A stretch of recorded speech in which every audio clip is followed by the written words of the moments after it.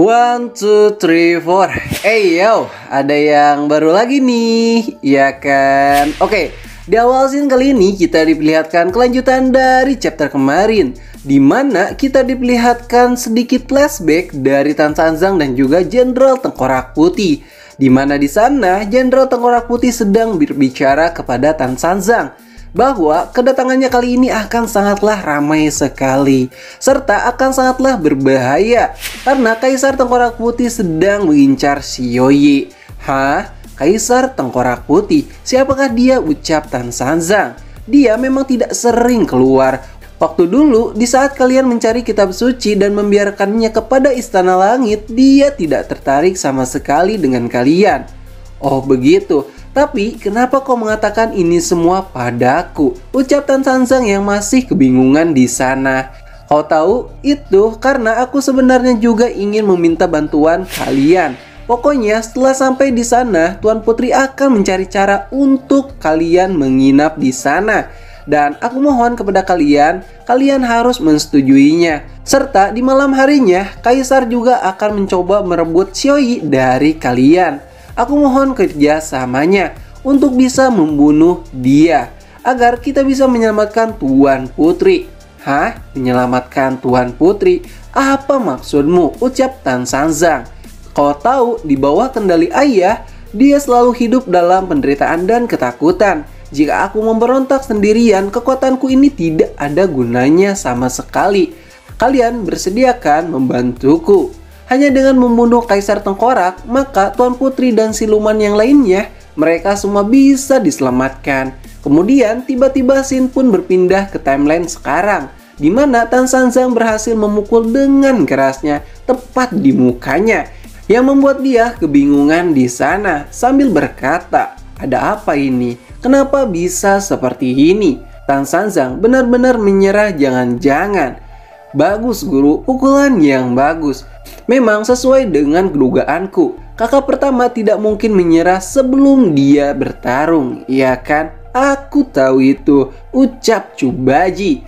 Hei sang kaisar, ucap prajurit itu. Kurasa ini adalah hadiah untukmu yang diberikan oleh seluruh siluman tengkorak yang ada di sini. Dan prajurit itu pun melemparkan Sun Wukong ke depan Kaisar Tengkorak. Yang tiba-tiba Sun Wukong pun langsung memasuki mode kera raksasanya dan tanpa basa-basi lagi langsung memukul Kaisar Tengkorak itu.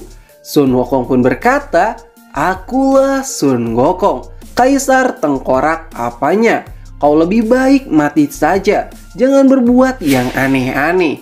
Sial, ternyata para pelayanku juga berniat seperti itu. Jika seperti ini, pendekar Tengkorak Putih, hadapilah mereka semua, bunuh mereka semua untukku.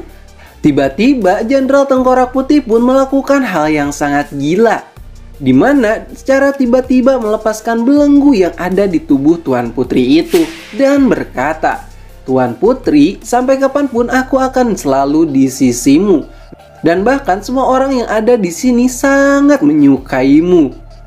Lalu scene pun kembali sedikit menceritakan tentang Jenderal Tengkorak Putih, di mana dia sudah beberapa kali mengungkapkan cintanya kepada sang putri itu. Namun dia sadar dia tidak bisa memiliki Tuan Putri karena Tuan Putri mencintai Tan Sanzang. Dan Jenderal Tengkorak Putih pun merencanakan semua ini demi membebaskan Tuan Putri dari ayahnya, agar Tuan Putri bahagia di sana. Maafkan aku tidak bilang dari awal kepadamu, Tuan Putri. Sebenarnya kau tak perlu berbuat seperti ini untukku, karena aku tidak pernah menyukaimu, ucap Tuan Putri itu. Tak apa-apa Tuan Putri. Hei Tuan Putri Tengkorak, apa kau baik-baik saja? Bagaimana dengan tubuhmu? Apakah ada yang tertusuk ataupun terluka? Jika itu terjadi, tenang saja, ada aku kok yang akan merawatmu. Hahaha, paman bisa saja. Paman pertama, paman kedua, dan paman ketiga, kalian semua berniat mengkhianati ayah ya. Memang sejak awal aku sudah tidak suka dengannya. Tuan Putri, ingatlah, siluman tengkorak juga memiliki kehidupan sendiri. Kami akan maju duluan ya, semuanya berangkat, ucap para paman-paman itu. Sialan, auranya kembali sangat mencekam. Lalu para zombie itu pun dibantai oleh ketiga paman di sana yang berhasil meluluh lantakkan sebagian besar pasukannya. Lalu Chubaji juga tidak mau kalah di sana. Dia pun ikut baku hantam di sana meski hanya dengan kekuatan yang seadanya. Karena benar dia tidak bisa mengumpulkan energi alam di tempat seperti ini. Baiklah, Xioi, serahkan saja tempat ini kepada guru. Sebaiknya kita pergi terlebih dahulu, ucap Chubaji. Baik kakak, ayo kemari, ikutlah denganku. Lalu tiba-tiba Jenderal Tengkorak pun berlari di sana sambil menyerang Raja Tengkorak Putih itu dengan tebasan indah di dadanya yang membuat Raja Tengkorak pun kaget di sana sambil tak percaya padanya. Pendekar Tengkorak Putih, tak kusangka kau juga mengkhianatiku. Aku sama dengan yang lainnya. Aku tidak ingin menjadi bonekamu lagi.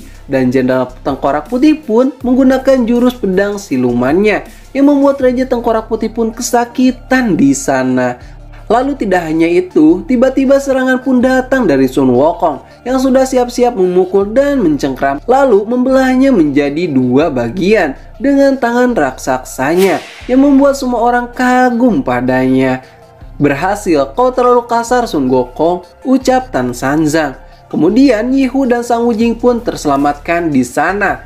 Hei Gokong, Kaisar sudah mati kali ini, kau tenang saja. Namun tiba-tiba Gokong pun terdiam di sana. Dan tiba-tiba gawat sekali, aura kematian 9 alam muncul di tubuh Sun Wukong. Semua orang mengira Sun Wukong kerasukan di sana. Namun nyatanya Sun Wukong pun terjatuh di sana. Serta kita pun diperlihatkan siapa pelaku yang sebenarnya, yang ternyata dia itu adalah Raja Tengkorak Putih. Jadi begitu ya, kalian semua berniat mengkhianatiku dan bekerja sama dengan orang luar untuk membunuhku. Bagus sekali kalian semua. Kalian bisa memaksaku menunjukkan wujud asliku. Aku sangat memuji kalian. Inilah aku dalam wujud maksimalku. Dan aku akan membuktikan kekejaman kutukan yang sebenarnya. Sial, tubuhnya mengecil tapi aura silumannya semakin meledak-ledak, ucap Tan Sanzang yang panik. Apa? Aku belum pernah melihat wujud ayah seperti ini, ucap para siluman tengkorak di sana. Sekarang akan kuperlihatkan kepada kalian semua kutukan dari wujudku ini. Aura kematian 9 alam berkumpullah dan aura itu pun mengumpul dengan cepat di sana yang membuat kekuatannya makin menggila dan menggebu-gebu. Dan Raja Tengkorak pun berkata, aku tidak akan peduli lagi kepada kalian semua yang berkhianat itu. Tidak akan menjadi masalah bagiku, akan kubunuh kalian semua. Kemudian akan kubangun kembali. Oke, ayo kita mulai dari siapa dulu sambil menghunuskan pedangnya. Dan sang kecepatan kilat pun tiba-tiba sudah ada di depan Tan Sanzang yang sedikit terkena serangan dari pedangnya itu. Sialan, siluman ini terlalu cepat sekali. Setelah mengumpulkan energi dia menjadi siluman yang paling berbahaya dan paling berbeda. Tan Sanzang, kau memiliki kemampuan untuk menekan aura gelap, bukan? Sayang sekali kau tak akan ada kesempatan untuk mengenaiku. Dan boom, sebuah sikut pun mendarat indah di sana yang membuat Tan Sanzang jatuh seketika dengan kerasnya. Kemudian selanjutnya akan kuhabisi pengkhianat yang paling menyebalkan. Orang itu adalah Jenderal Tengkorak Putih. Raja Tengkorak Putih pun tiba-tiba sudah ada di hadapannya. Dia kesini dengan kecepatan yang sangat gila. Aku harus tetap waspada dan merespons setiap pergerakannya. Dan treng, Jenderal Tengkorak Putih, giliranmu. Sial, tidak kena. Dan boom, Jenderal Tengkorak Putih pun hancur lebur di sana yang membuat dia menjadi tulang belulang saja. Membasmi para pengkhianat dengan tanganku sendiri sangatlah menarik. Jadi aku di sini serasa bersenang-senang gitu ya kan. Oke, aura gelap pun makin meningkat di sana. Dan chapter kali ini pun berakhir di sini. Terima kasih sudah nonton channel ini. Like aja jika kalian suka, dislike aja jika kalian tidak suka. Kami ceritain pamit dan sampai jumpa di next video. Bye bye.